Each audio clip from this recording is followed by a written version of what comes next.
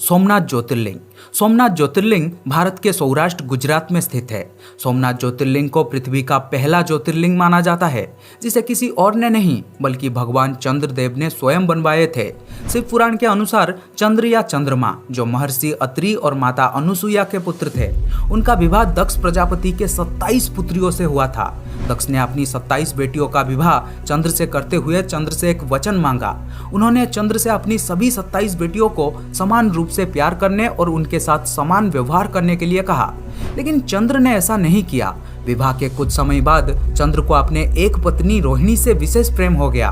वे अपना अधिकांश समय उनके साथ बिताते थे और अपनी अन्य पत्नियों को अनदेखा कर देते थे। रोहिणी को प्राथमिकता देते देख दक्ष की 26 पुत्रियां नाखुश हो गई।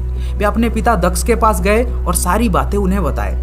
अपने अन्य 26 पुत्रियों के साथ हुए पक्षपात और अन्याय को देखकर दक्ष क्रोधित हो गए। अपने क्रोध में उन्होंने चंद्रमा को श्राप दिया कि वे अपना चमक और आभा खो देंगे और अंततः मृत्यु को प्राप्त हो जाएंगे। मरते हुए चंद्रमा को समझ में नहीं आ रहा था कि क्या करे। उन्होंने दक्ष से अपना श्राप वापस लेने के लिए विनती की, लेकिन तब तक बहुत देर हो चुका था। श्राप से मुक्ति पाने के लिए चंद्र भगवान ब्रह्मा के पास गए। ब्रह्मा ने चंद्र को सलाह दी कि यदि वे महामृत्युंजय मंत्र का जाप करके भगवान शिव को प्रसन्न कर ले तो वे इस श्राप से मुक्त हो सकते हैं। आशा की इस पतली किरण को पकड़कर चंद्र प्रसिद्ध पवित्र भूमि प्रभास पाटन गए। वहां उन्होंने एक ज्योतिर्लिंग की स्थापना की और भगवान शिव से सच्चे मन से प्रार्थना की। चंद्र की भक्ति से प्रसन्न होकर भगवान शिव प्रकट हुए और बोले कि मैं दक्ष के श्राप को लौटा तो नहीं सकता, लेकिन मैं इसे कुछ हद तक कम कर सकता हूँ। इस दिन से शुक्ल पक्ष में 15 दिन के लिए आपकी चमक बढ़ेगी और फिर कृष्ण पक्ष में 15 दिन के लिए आपकी चमक कम हो जाएगी। पूर्णिमा के दिन आप दुनिया को अपनी चमक से भर देंगे और अमावस्या के दिन आप गायब हो जाएंगे। चंद्र इस घटते बढ़ते विचार से निराश थे।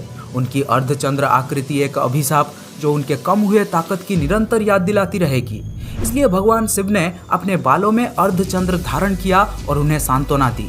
इस प्रकार शिव को चंद्रशेखर या चंद्रमा को अपने सिर पर धारण करने वाले के नाम से भी जाना जाने लगा। तभी से भगवान शिव सदैव वहीं निवास करने लगे। अंततः मंदिर को सोमनाथ नाम से जाना जाने लगा, जिसका अर्थ है चंद्रमा का देवता।